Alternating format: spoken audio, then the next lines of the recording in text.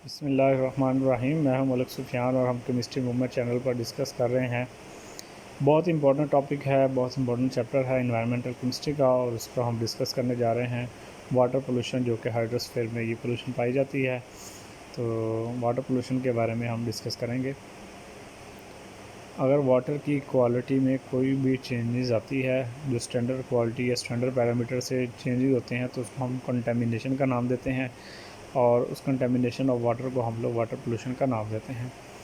Water pollution जो है वो किस तरह से फैल रहा है, किस तरह से वाटर पोल्यूटेड हो रहा है, उसके दो सोर्सेज हैं, पॉइंट सोर्सेज और non point sources. Point sources में हम डिचेस, पाइप्स और इस तरह के सोर्सेज हम ले सकते हैं, जो कि हमारे पास लिमिटेड सप्लाई है या लिमिटेड हमारे पास वो पोल्यूटेड होती है, या जिनका एरिया जो एरिया ऑफ स्प्रेड है वो कम है।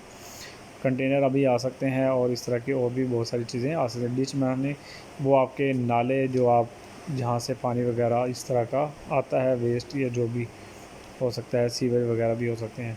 नॉन पॉइंट सोर्सेज वो होते हैं जो कि बहुत ज़्यादा एरिया होता है, जिनका वाइड स्प्रेड एरिया होता है, जैसे एग्रीकल्चर का रन ऑफ होता है जो कि न्यूट्रन रन ऑफ कहलाता है, या अर्बन रन ऑफ है, शहरों का जो पानी आता है वो, या फिर इंडस्ट्रीज़ का जो रन ऑफ होता है। रन ऑफ का मतलब ये होता है कि जो वहाँ से वेस्ट मटेरियल जो है वो निकलता है, जो इस्तेमाल के काबिल नहीं है, तो उसको रन ऑफ का नाम दिया जाता है। तो ये हमारे पास सोर्सेज हैं जो पोल्यूशन का सबब बन रहे हैं। ये इन सोर्सेज से पोल्यूटेड हो रही है हमारे पास वाटर की सरफेस। इसके जो कॉजेज़ हैं क्या हो सकते हैं, वो उसके पैथोजेंस बताए जाते हैं। पैथोजेंस में कहा जाता है कैलिफॉर्म एक ऐसा बैक्टीरिया है जो कि इंडिकेट करता है वाटर पोल्यूशन को।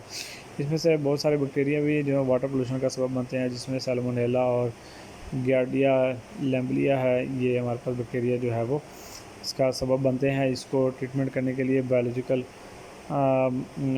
ट्रीटमेंट जिनकी की जाती है, बैक्टीरिया वगैरह को ख़त्म किया जाता है, वो हाई टेम्परेचर के ऊपर ही पॉसिबल होते हैं, या और मेथड से भी किया जा सकता है। केमिकल्स हैं, जैसे हम फीड्स वगैरह की ग्रोथ के लिए हम बहुत सारे पेस्टिसाइड्स, इंसेक्टिसाइड, हर्बिसाइड्स वगैरह हम यूज़ करते हैं। घरों में डिटर्जेंट्स वगैरह और सरफेस वगैरह, सर्फ एक्सेल वगैरह इस तरह के सॉप्स इस्तेमाल करते हैं, जो कि बाद में वॉश होने के बाद जो उनका वेस्ट मटेरियल होता है वो वेस्ट वाटर के साथ होता हुआ हमारे पास इन पॉन्ड, रिवर्स और पॉन्ड्स और इन जगहों पर आ जाता है, जिसकी वजह से पानी जो आता है वो पोल्यूटेड हो रहा है। ग्राउंड वाटर में भी जाने की पॉसिबिलिटीज़ मौजूद होती हैं। थर्मल सॉल्यूशंस हैं। आपको ये मालूम होगा कि जैसे जैसे टेम्परेचर बढ़ता जाएगा वाटर का, तो वहाँ पर ऑक्सीजन की जो क्वांटिटी है वो क्या होती जाएगी, कम होती जाएगी। ऑक्सीजन की क्वांटिटी कम होगी तो एक्वेटिक लाइफ जो है वो डेंजरस में आ सकती है, डेंजरस जोन में आ सकती है।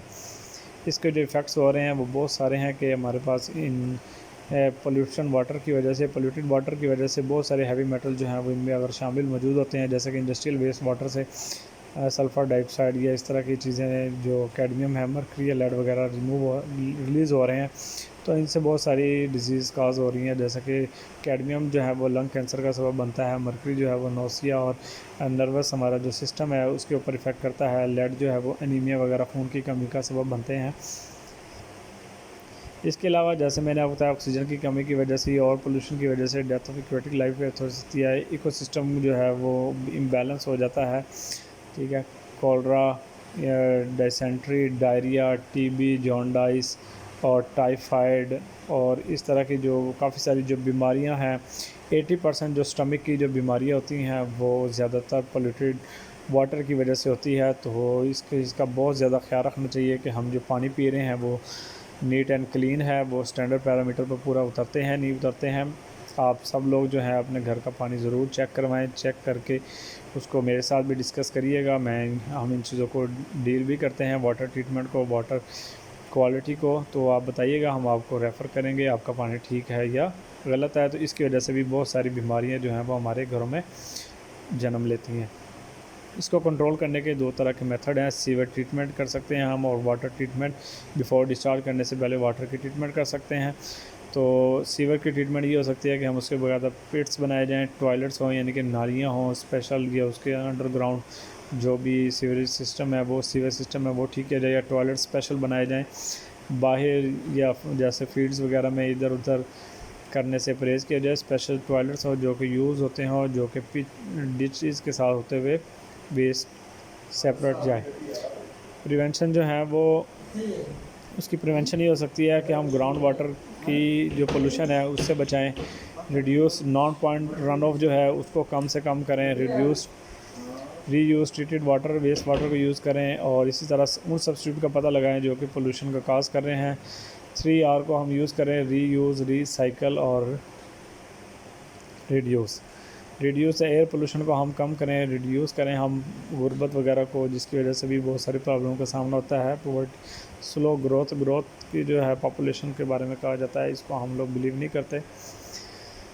इसको जो वेस्ट वाटर ट्रीटमेंट के बहुत सारे मेथड है, जिसमें से वाटर हाई सिंथ है, इसकी मदद से हम ये वो मेथड है इसमें से हम मरकरी, निकल, कैडमियम और लेड वगैरह को हम रिमूव कर सकते हैं। आयन एक्सचेंज की मदद से हम 2 आयंस को यूज़ करते हुए वाटर को हम प्योरीफाई कर सकते हैं। आरओ है, रिवर्स ऑस्मोसिस प्लांट है, आरओ प्लांट लगा के हम जो है वो टीडीएस वगैरह और इस तरह की चीज़ों को हम कंट्रोल कर सकते हैं। प्रेस्पिरेशन की मदद से हम प्रेस्पिरेट करके हम जो हाईली इंसॉल्युबल मैटर होते हैं उसको हम रिमूव कर सकते हैं। रिसाइकलिंग से भी हम बहुत सारी चीज़ों को कंट्रोल कर सकते हैं। वो मेथड जिसकी वजह से हम इसको कंट्रोल कर सकते हैं, ये जिनके बारे में हमें पता चल के हम वाटर की क्वालिटी को जान सकते हैं। फ़िज़िकल टेस्ट है, फ़िज़िकल टेस्ट में हम टीडीएस वगैरह, total dissolve solid find out कर सकते हैं, जो कि हम उसकी मदद से हम इसको जान सकते हैं कि हमारे केमिकल टेस्ट है, इसमें पीएच, अल्कलिनिटी और हार्डनेस वगैरह को हम फाइंड आउट कर सकते हैं टाइट्रेशन वगैरह की मदद से।